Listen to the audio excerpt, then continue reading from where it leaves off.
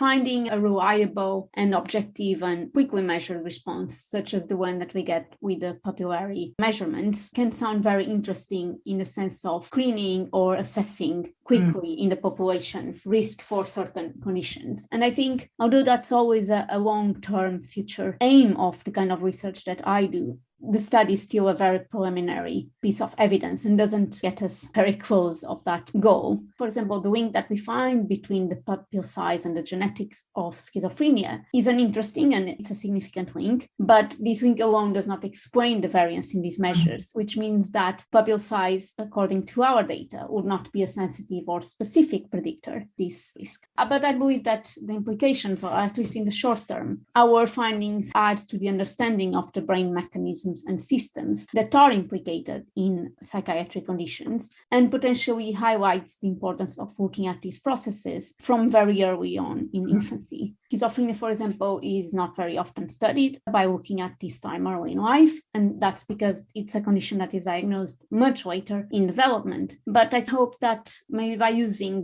these polygenic scores that we have now in infants, we can perhaps shed light onto some very early stage atypicalities that can unfold into later symptoms throughout life.